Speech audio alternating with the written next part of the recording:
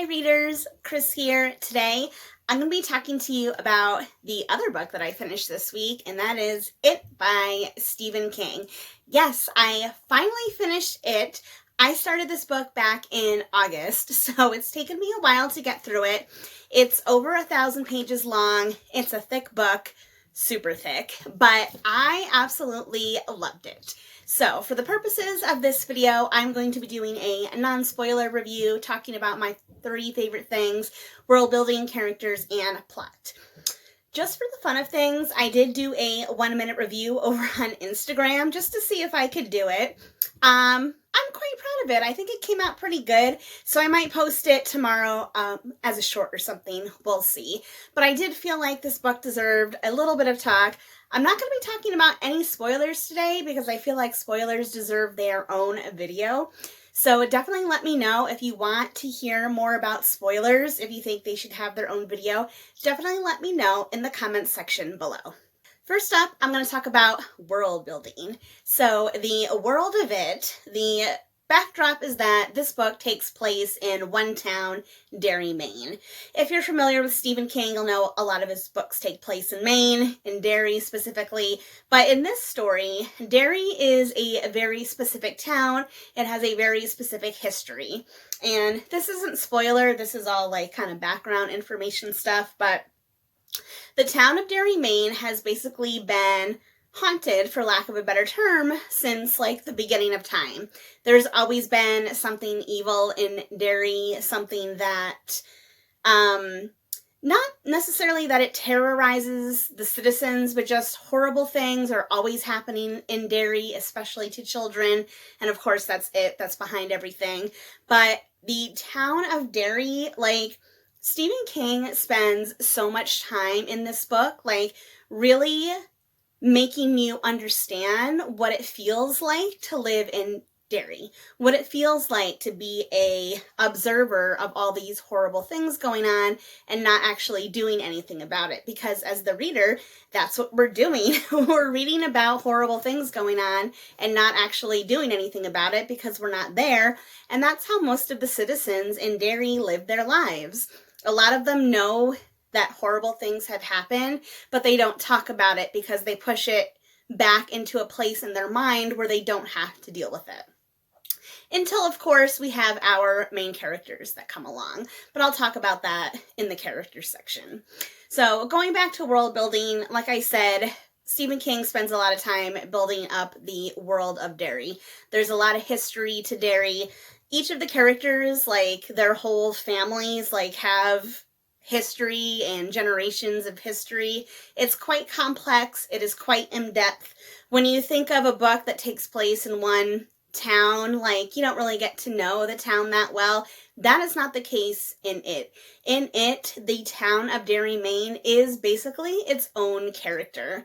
And I think that is really, really cool. I do wish I could talk a little bit about the lore of it, the creature, and that sort of stuff, but that goes a little bit more into spoilers, so now I'm going to jump over and talk about our characters. There are a lot of characters in it. If you're not familiar with it, we basically have 7 main characters who are our good guys. They're called the Losers Club. So if you're familiar, if you've seen like the movies or anything, you might be familiar with Beverly. She's the one girl, the one with the red hair. We've got Bill, we've got Ben, we've got Mike, Richie, Eddie, Stan. There's a group of 7 children and 7 adults, because this book takes place in 2 different timelines. In one timeline, we have 1958, we have our 7 children as young children, and then 30 years later, or 27 to be exact, I think, we have the same characters that are grown up. And the setup of this book is basically, it starts out with the grown-ups, the grown-up versions of the Losers Club, them trying to figure out, like, hey, we know we fought this monster once before. We obviously survived because we're still here. How did we do that? How did we defeat him the first time? I don't remember anything about my time in Derry. And how can we possibly defeat it again? Each of these 7 characters, again, King spends a lot of time letting you get to know these characters very intimately. Each one of the characters has their own kind of arc. They have their own stories. They have their own families. They have their own histories.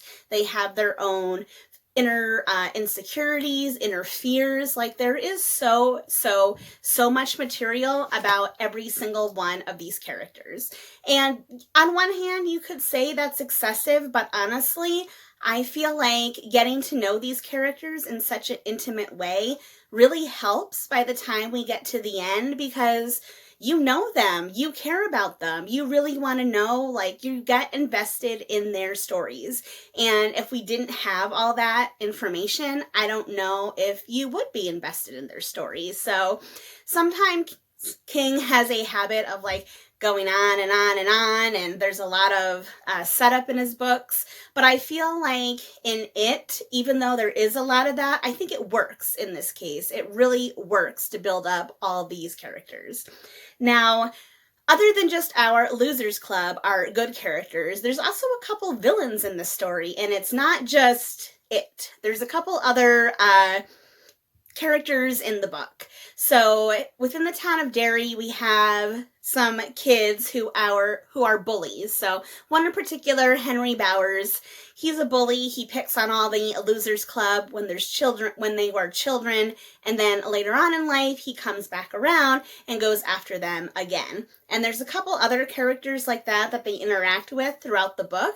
So it is not the only villain. But of course, it is the biggest villain. Now, most people are familiar with Pennywise the Clown and that version of it.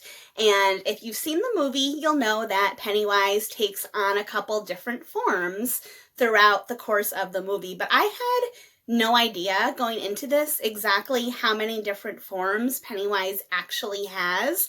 And going to the end of the book, like what the final form of Pennywise was, actually surprised me quite a lot, because I didn't know. Again, I did not know. I only know the movie version and the TV version. I did not know how this was going to go.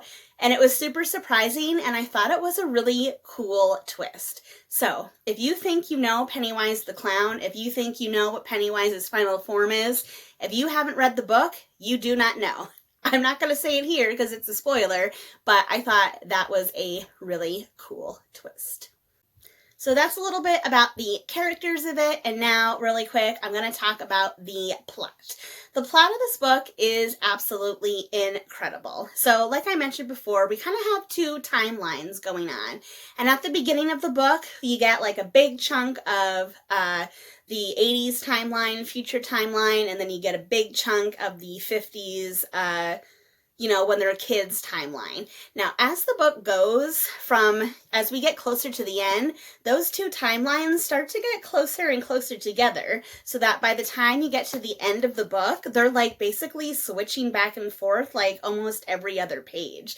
And I think that's a really cool way to write the book, to lay it out, because something I've mentioned before is that King is really great at building tension. So from the very first page of this book, we know there's a scene in the very first section of the book is a scene where the famous scene from the movie where the little boy gets attacked by Pennywise the Clown. So we got Georgie in his rain costume. He gets attacked. That happens in the very first page, the very first few pages.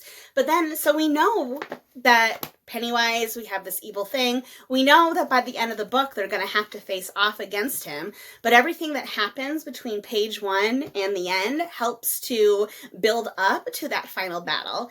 And again, the alternating timelines, I think it is so cool how they start really far apart and then get really closer and closer together as you get towards the end. Hopefully that made sense. It sounded good in my head, but now I feel like I'm not getting it out quite in the way that I wanted to. Anyway, so again, there are some slow parts in this book, especially in the beginning, especially when, like I mentioned in the previous sections, King is taking time to build up the town of Derry, to build up all the different characters and all their different histories and stuff. But again, I feel like almost every word in this book, I feel like was chosen with care, so that as the plot goes along, everything has a purpose.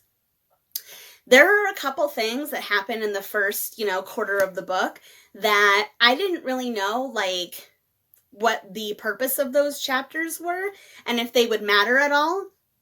By the time I got to the end, I realized those things did matter.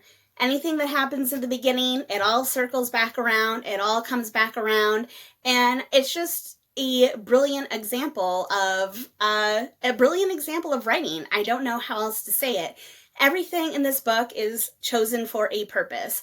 Every single word, every line, every character, it all has a purpose. It all flows together. Even stuff that you don't think is important, it becomes important later on.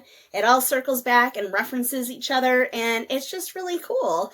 I think there is like a lot of theme in this book about like the power, inner power, and the power that you find within yourself. And I think this book has its own inner power. So that is why I am saying right now that it is probably in my top 5 favorite Stephen King books. I just said 4 there. Top 5 favorite Stephen King books of all time, or at least that I've read so far. If you saw my recent Stephen King journey book, you'll know that I've read about maybe like a quarter to a third of his bibliography so far. This was my latest read. It is definitely up there as one of the best. Misery is probably still my favorite. It's always going to be, but this one is definitely up there. So those are my non-spoiler thoughts on it. I loved this book. I loved it. I loved everything about it. And I really want to talk more about it with people that have read it. So go read the book if you haven't already. Come back. Let me know what you want to talk about. I can do spoiler videos, maybe book versus movies. The ideas are endless. That is all for today. If you liked this video, please give it a thumbs up. If you're not already, please subscribe to my channel for all my bookish reviews. And, ooh, I got a surprise. This is my little old lady, Snowball. She's very old. I don't take a lot of pictures with her because she doesn't like it. But it seemed like she was interested in my video today. So I got bonus Ferret. I got Snowball for a minute, but clearly she wants nothing to do with this, so I'm gonna put her to bed. Thanks again for watching. Thanks again for liking. Happy reading!